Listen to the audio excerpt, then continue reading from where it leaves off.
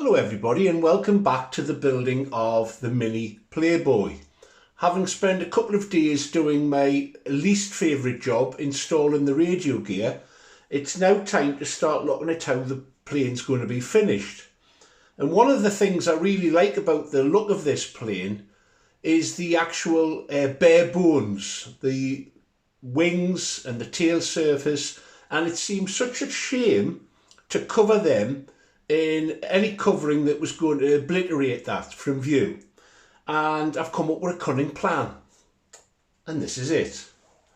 I've airbrushed part of the wing at least that I want you to be able to see with a nice bright orange. The end panels will be covered in an orange monocoat, and I've done the same for the tail surface. So what I'm going to do now is cover this section first of all in Doculam. I'll actually start with the tail surface first, and then we'll see how it looks. And I think I'll get the best of both worlds then, a very visible plane in the air, but I'll also be able to enjoy looking on at the skeletons, the bones underneath the covering. So let's crack on and see how it develops. I'm starting with the monocoat. It's not actually a covering that I've ever used, so I would like to see how it goes on. The rudder and the elevators are going to be in a solid orange, and the horizontal and vertical tail surfaces will be covered in a clear transparent Doculam. So let's have a crack at this and see how this goes on. Here we go. I've got it just below the heat I think it's needed. It's best to find out. Yeah, that's going on okay. It's enough to actually attach it. I might even just take it up a little bit more. Very similar to solar film, it feels like. If anything, it's a little bit thicker, which isn't a bad thing.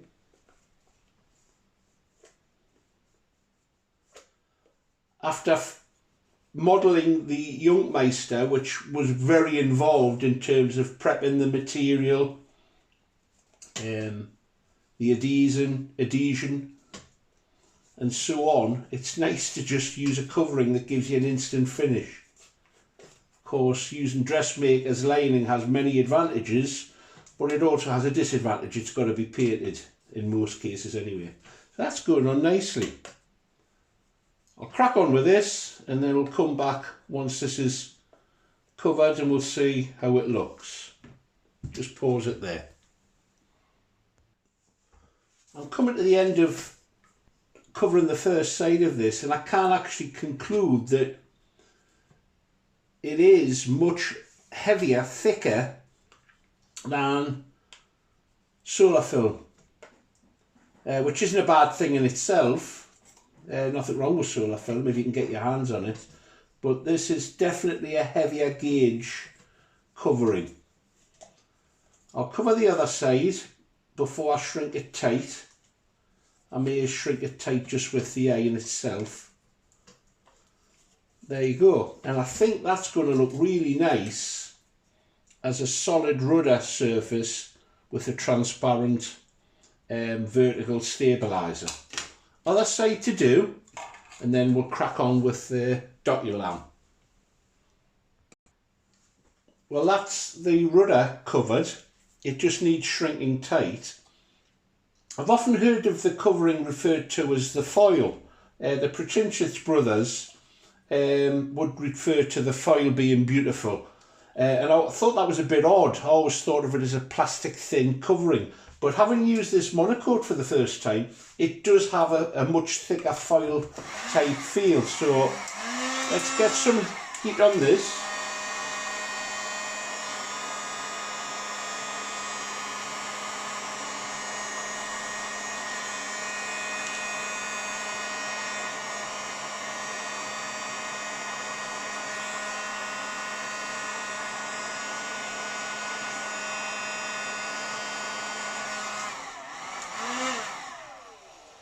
There you go. So that's the rudder covered. Now it's time to crack on and cover the underside of this horizontal stabiliser. This can actually, I'll do the rudder first, vertical surface first. So let's cover that and see what it looks like. I've cut out some of the Doculam, and the frosted side is the side that actually has the adhesive on it. So if I flip it over,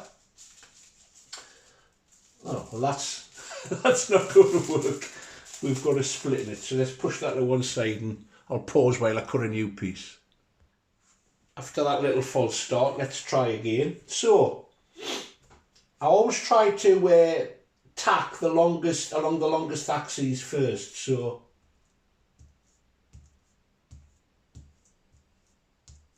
tack there,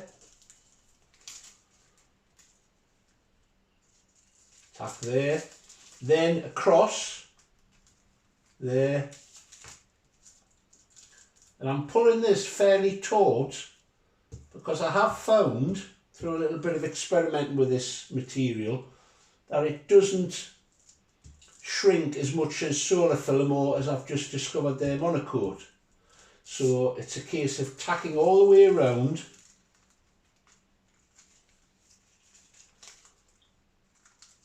trying to keep a little bit of tension on the covering. And I'm using the weight of the part here just to hang on my fingers while I apply the heat.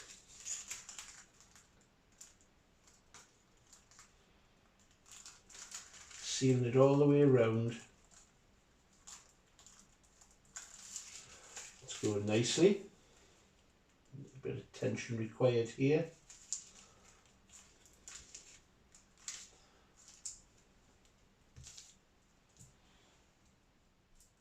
Just applying the edge of the iron.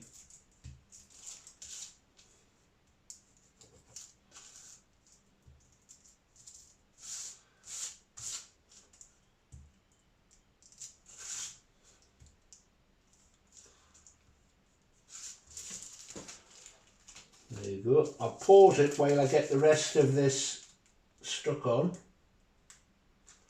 and then we'll do the other side, and then I'm going to apply heat to shrink it out to nice and tight. Here we go. That's been covered both sides now, and what I'm going to try and do is apply heat to the structure because I want it to be bonded to it and impart some strength. Although it's a very thin film, I think it will impart a little bit of strength to the structure. If there are any stubborn wrinkles, I'll resort to the heat gun, but we'll see how it goes as it is. I'm holding it flat on the surface.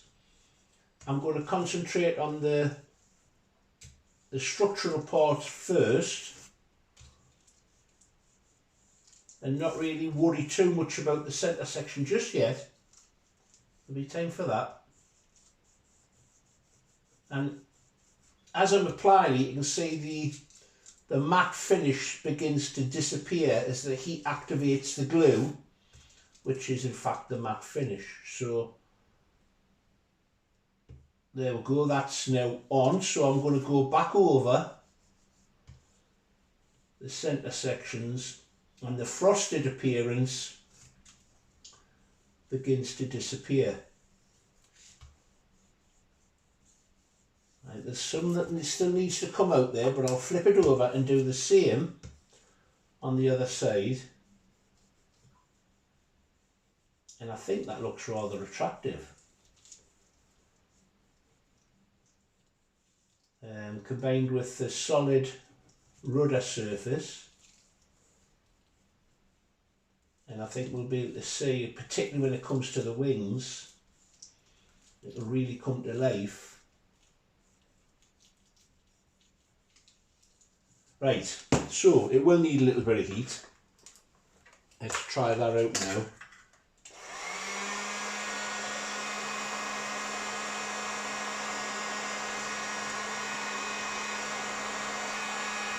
Keeping it moving.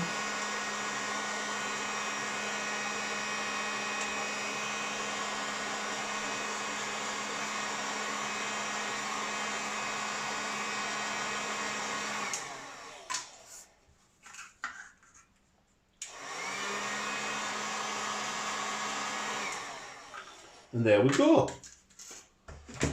Next to the rudder, and I think that's a rather attractive finish, if I say so myself. Now I'm going to carry on and do the rest of it and have fun. So I hope you've enjoyed watching that little bit, and I hope you agree with me. The model's going to look quite stunning with that orange structure showing through. So thanks for watching. If you haven't already done so, please subscribe.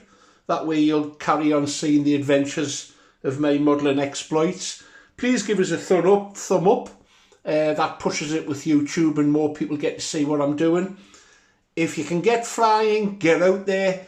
If you can't, then please get creative and try making something. It's great fun. Bye for now.